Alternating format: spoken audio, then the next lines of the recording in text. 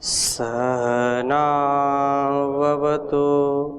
सहनौ भुनक्तु सह वीर्यं करवावहै तेजस्विनावधीतमस्तु मा विद्विषावहै। ओम शांति शांति शांति।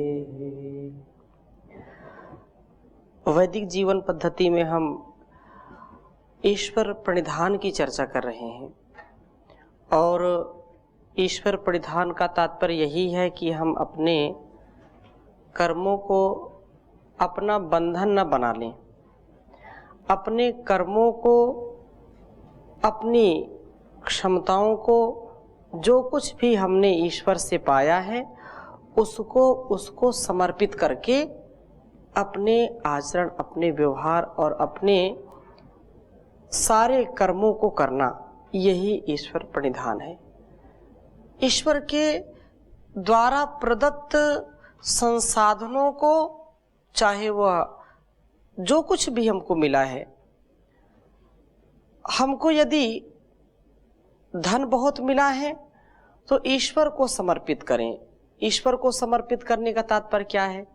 इस संसार में जो कुछ भी धन के रूप में, जन के रूप में, बल के रूप में हमारी क्षमताओं से ज़्यादा हमको मिला, हमारी योग्यता से ज़्यादा हमको मिला, हमारी आवश्यकताओं से ज़्यादा जो हमको मिला है, उसको समष्टि के लिए लगाना। समष्टि का जो सामर्थ्य वो ईश्वर से आता है और हमारा सामर्थ्य समष्टि से अर्थात उस ईश्वर से ही बढ़ता है।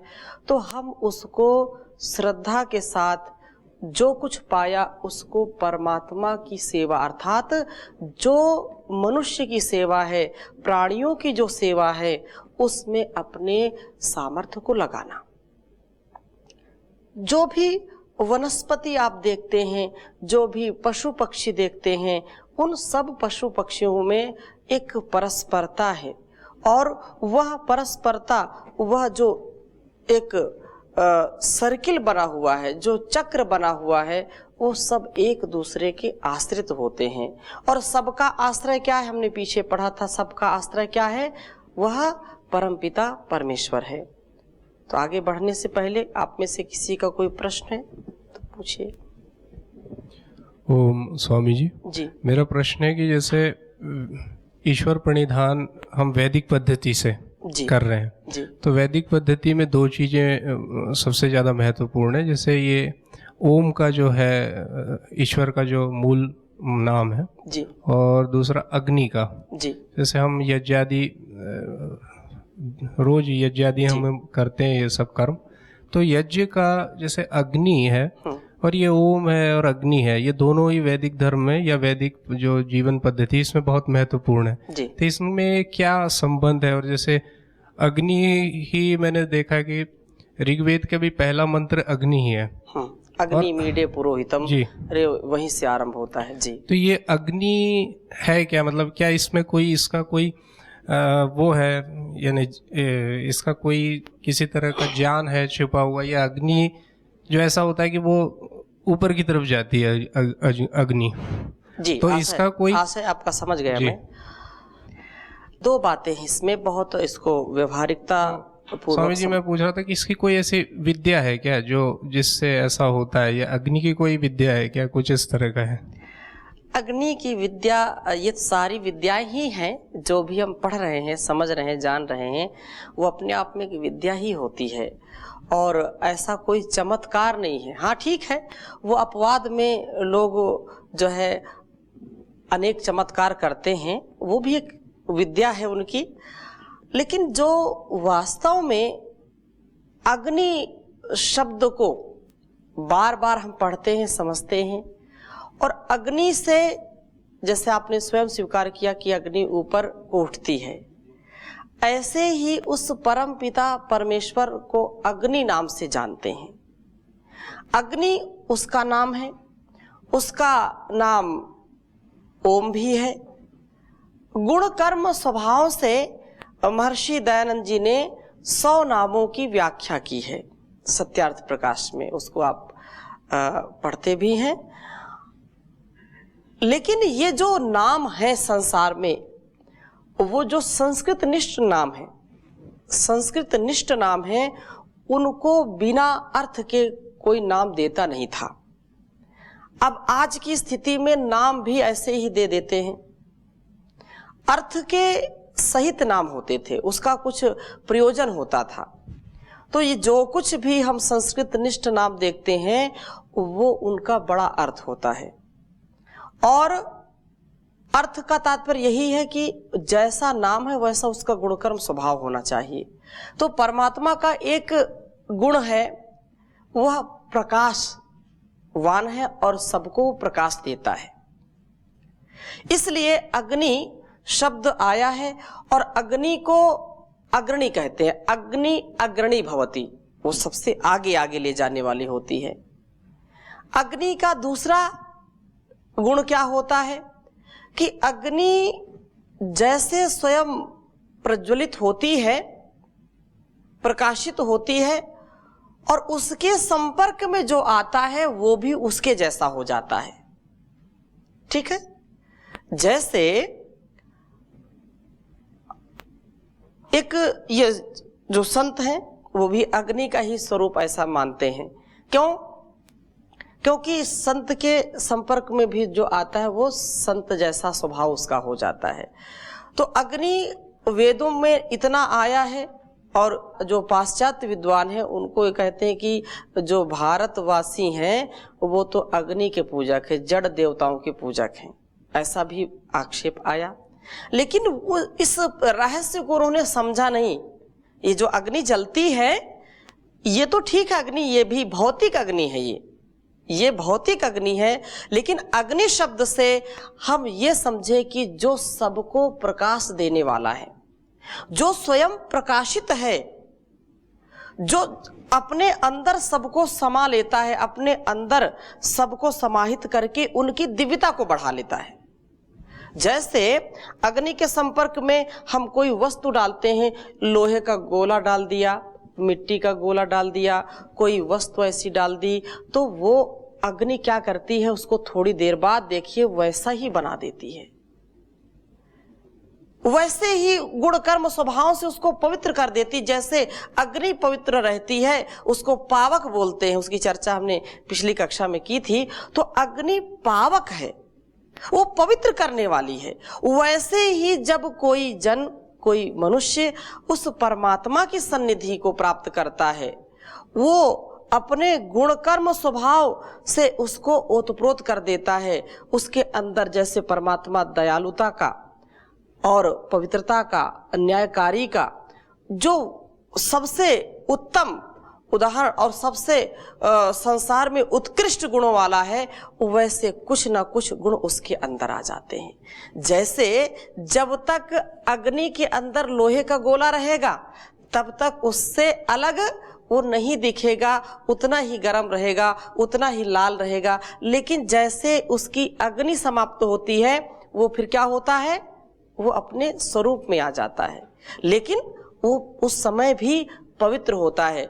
ऐसे ही उस परमात्मा की शरणागति को समाधिस्थ होकर के व्यक्ति जब उसकी शरणागति को प्राप्त करता है, तो उसके सारे रोग, सारे दोष, सारे विकार जो नष्ट हो जाते हैं, वो विकारों को दग्ध बीज कर देता है, उसका निर्मल स्वभाव हो जाता है, शुचिता को प्राप्त हो जाता है। लेकिन जैसे जैसे उसको फिर संसार का आकर्षण खींचता है, फिर वैसा हो जाता है।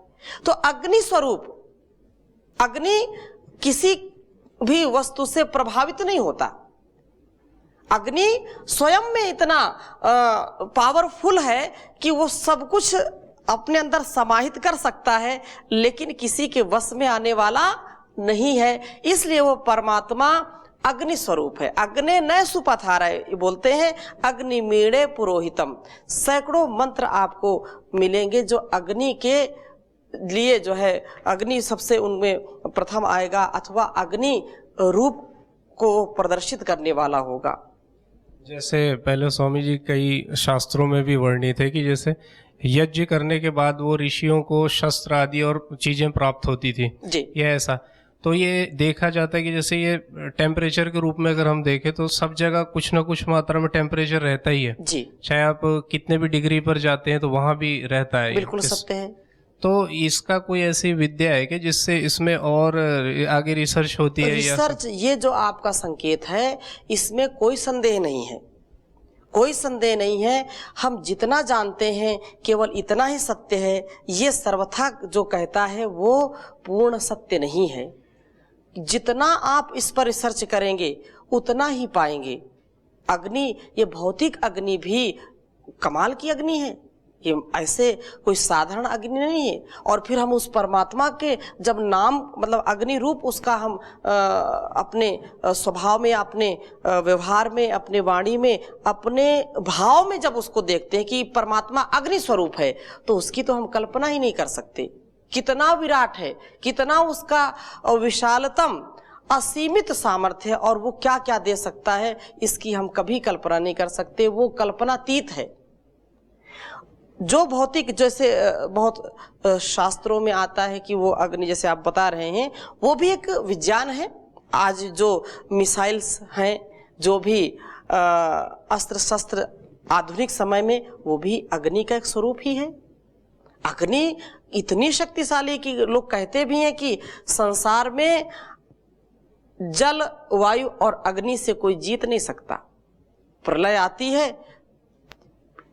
देखिए जल ही जलमग्न हो जाता है, सारा जल जल पूरा चारों तरफ नजर आता है। अभी थोड़ी सी बरसात हुई, मुंबई और कहां कहां जो है तबाही मची हुई है।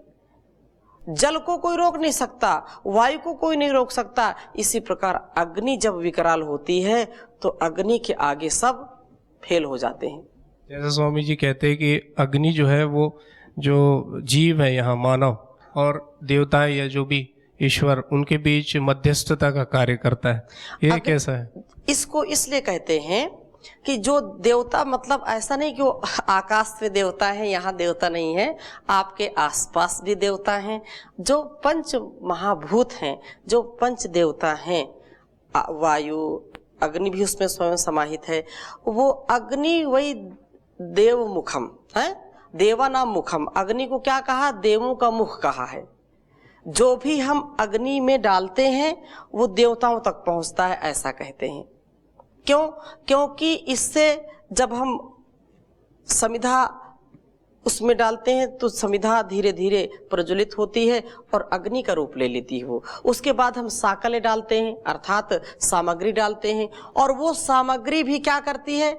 अपने अस्तित्व को छोड़ करके अपने स्वरूप को 1000 गुना बढ़ा लेती है। जो स्थूल होती है वो क्या करती है? 1000 गुना अपने गुण कर्म स्वभाव को बढ़ाती है, और वह पूरे वातावरण में फैल करके सुगंधि को प्रसारित करती है। वहाँ जो बैक्टीरिया हैं, जो इस समाज के लिए अथवा इस वातावरण के लिए जो हानिकारक गैसें हैं, विजातीय तत्व हैं, उनको नष्ट करने का काम करती है।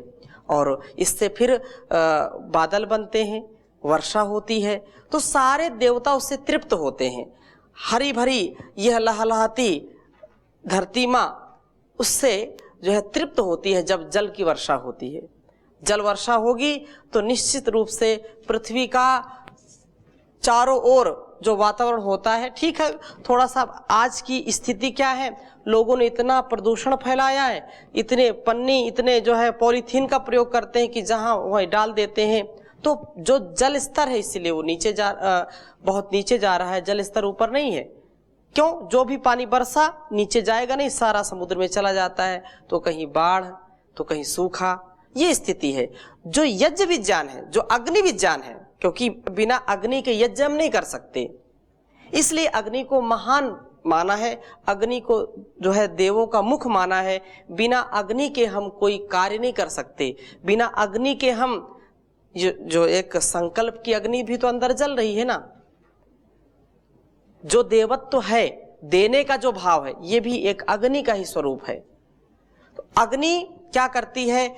छोटे से पदार्थ को बड़ा बना देती है, अर्थात उसका कई गुना उसका गुण बढ़ा देती है।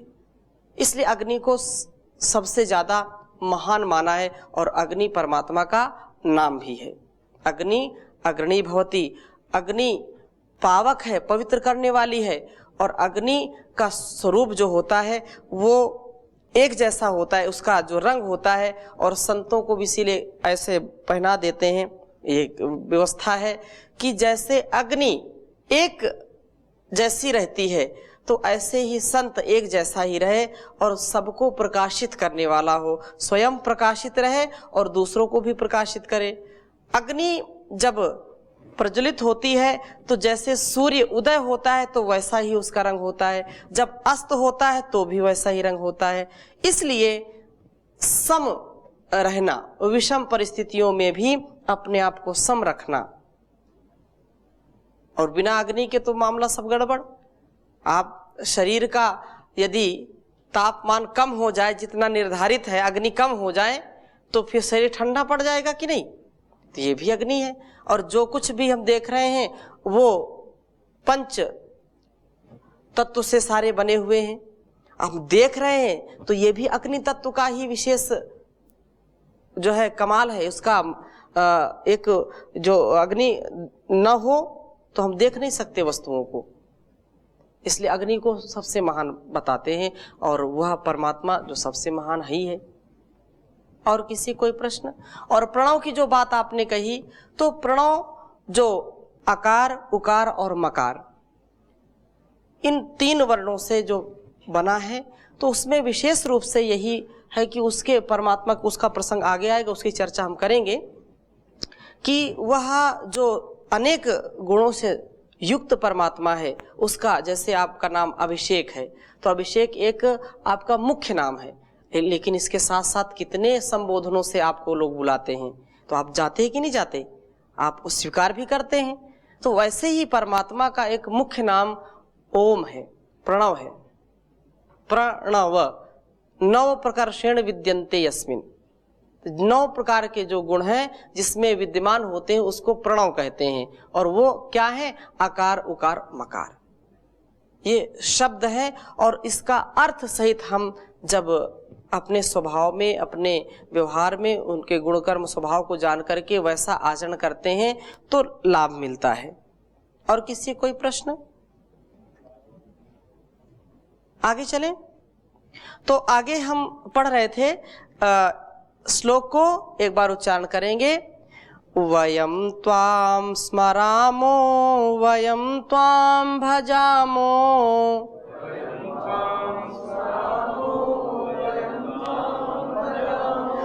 वयम त्वाम जगत साक्षी रूपम नमामः।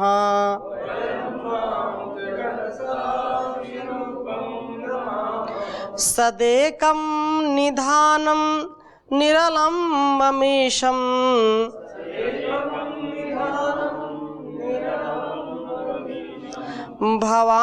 भवाम्भोधिपोतं शरण्यं व्रजामः।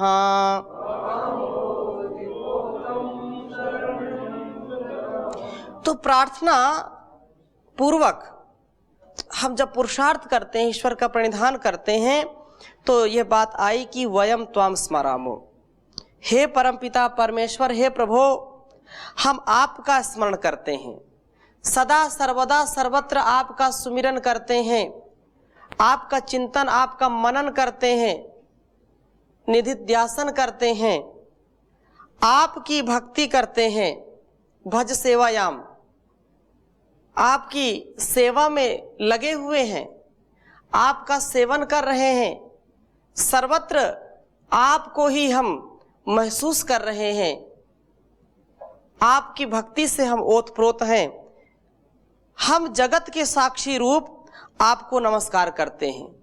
इस संसार को साक्षी मान करके उस परमात्मा को हम समझते हैं। यह संसार का जो स्वरूप है ये कोई व्यक्ति बना नहीं सकता।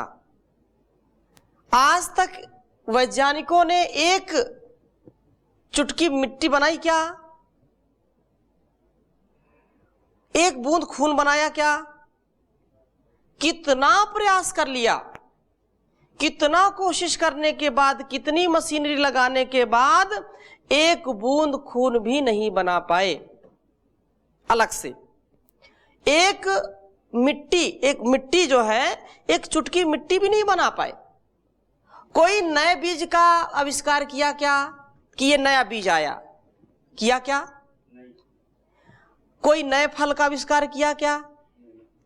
हाँ, ये है कि उसी में वो कलाकारी करते रहते हैं, उसमें जो है संकरता के साथ हाइब्रिड बनाते रहते हैं, जोड़ तोड़ करते रहते हैं, वो बात अलग है।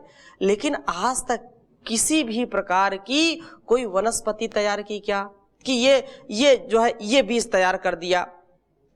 जो परमात्मा सदा हमारी रक्षा करने वाला है, वो चित्रकार है, वो इस संसार का नियामक है, नियंत्रण करने वाला है। जितना उसने बना दिया वही रहस्य नहीं समझ में आता। एक ही खेत में 100 प्रकार के आप बीज बो दीजिए, 100 प्रकार की फसल लगा दीजिए, सबका गुण, सबका स्वाद अलग अलग ही होगा। एक ही खेत में घी भी मिल रहा है, एक ही खेत में तेल भी मिल रहा है, एक ही खेत में मिठाई भी मिल रही है, एक ही खेत में खटाई भी मिल रही है। क्या विज्ञान फिट किया है? कल्पना करिए, एक कोने में आपने गन्ना लगा दिया, एक कोने में मिर्ची लगा दी, एक कोने में नींबू लगा दिया, एक कोने में नीम लगा दिया। सैकड़ों प्रकार की आप फसल लगा सकते हैं, लेकिन कोई उसमें मिक्सअप होता है क्या? कभी मिर्ची का स्वाद गन्ने में आता है क्या? गन्ने का स्वाद कभी नींबू में जाता है क्या? क्या विज्ञान है जिसको देख करके सुन करके आश्चर्य होता है। एक ही जैसी उसमें निराई गुड़ाई की, पानी दिया, खाद दिया, हर प्रकार से एक ही जैसा उनको आहार जो आवश्यकता है देते हैं। लेकिन क्या आश्चर्य है उस परमात्मा की व्यवस्था में। तो क्या हम सुन करके या समझ करके विचार करके उसके प्रति कृतज्ञ नहीं होते? जरूर होते हैं। यही तो विशेष है कि वह परमात्मा जो साक्षी रूप है, जिसकी जो रचना है, जो कलाकारी है, उसको देख करके सिर भी चकरा रहा है। कितने प्रकार के फूल, कल्पना करो, कितने प्रकार के छोटे छोटे कीड़े, एक तो जो आंख से दिखाई पड़ते हैं और एक जो आंख से हम देख भी नहीं पाते, वो भी तो हैं। कितने सैकड़ों हजारों प्रकार के जीव समुद्र में और हजारों लाखों प्रकार के जो है बाहर स्थल में। एक व्यक्ति जीवन भर यदि लगा रहे तो भी मतलब बहुत कम ही उसको ज्ञान होगा। इतना अचरज है, इतना विशाल उसका साम्राज्य है, इतना विशाल उसका यह रचना का जो समष्टि और यह सारा संसार सृष्टि आश्चर्य है, आश्चर्य है। तो इसीलिए कहा जितना देख सुन जान रहे हैं वो नेति नेति नाइति नाइति नाइति। ऋषियों ने बहुत कोशिश की और जितनी उन्होंने कोशिश की उसके हम दशांश भी नहीं है। और उन्होंने भी बाद में यही कहा नेति नाइति नाइति। केवल इतना ही नहीं है, केवल इतना ही नहीं है, इसके आगे भी आप खोज करना। हमने तो जहां तक पाया आपको हमने दे दिया। ये परमात्मा की व्यवस्था है।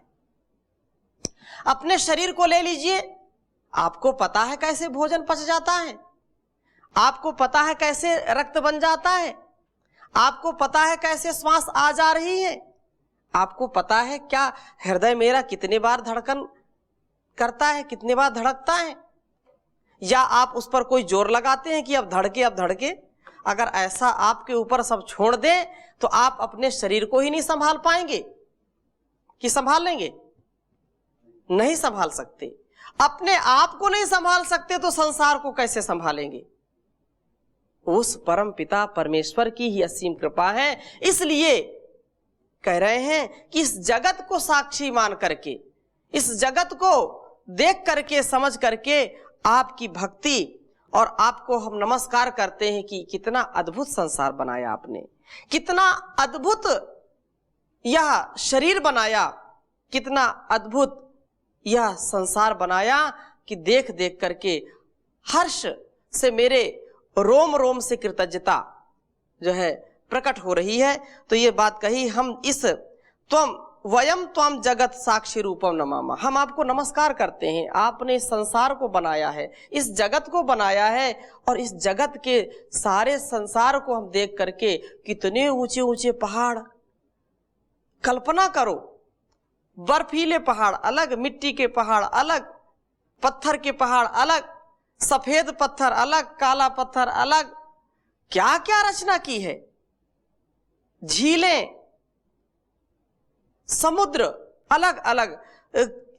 आप पूरे जीवन भी व्याख्यान करते रहें तो आप कभी भी उसका बखान नहीं कर सकते हैं। और आगे कहा कि आप ही अकेले सदेकम निधानम निरालंबमीसम, कि आप स्वयं अकेले ही इस सकल अचिंत्य अपरिमेय जगत के आधार हैं, जिसकी हम कभी भी कल्पना नहीं कर सकते, अकल्पनीय। हमारी कल्पना वहां जाकर के रुक जाती है, जहां हमारी कल्पना जाके रुक जाती है वहां से उसका काम शुरू होता है। लोग बोलते हैं ना, जहां से जो है, जहां से हम खड़े होते हैं वहां से लाइन शुरू होती है, या ये बोलते हैं कि जहां से आप सोचना बंद कर देते हैं वहां से हमारा सोचना आरंभ होता है। तो आप कितनी भी कल्पना कर लो, कितने ही घोड़े दौड़ा लो कल्पना के, आप पार नहीं पा सकते। इतना वो अकल्पनीय है, इतना वो असीमित है, इतना असीम होते हुए इस संसार की रक्षा कर रहा हो। तो वो अचिंत्य है, अपरिमेय है, उसको नापा नहीं जा सकता, उसको माप नहीं सकते कि इतना, उसको परिधि में नहीं ले सकते कि इस परिधि में ही परमात्मा की व्यवस्था है। और आगे कहा कि स्वयं किसी का आश्रय नहीं लेते, सदेकम निरालंब, कोई आलंबन नहीं है किसी का, अकेले ही सब कुछ करते हैं। तो उस परमात्मा से हम प्रेरणा लें और अपने जीवन को इतनी दिव्यता से भर लें कि हमारा यह अस्तित्व लोग युगों युगों तक याद करें। परम पूज्य स्वामी जी महाराज ने ऐसा काम किया है कि युग युगांत तक लोग, सदियों तक लोग याद करेंगे। ऐसा इतिहास हम गढ़ें, उसके लिए उस परमात्मा के प्रति हमारी कृतज्ञता, हमारे भाव सदा संप्रेषित रहने चाहिए। हमारा श्रद्धा और भक्ति से हृदय सदा भरा रहना चाहिए। और ऐसे संपूर्ण जगत के स्वामी आप भवसागर के पार करने हारे पोत हैं, नौका हैं, सब शरणागतों के आश्रय हैं, शरण हैं। हम प्रेम पूर्वक आपकी भक्ति करते हुए आपको प्राप्त हो रहे हैं। आप हमें अपनी शरण में लेवें।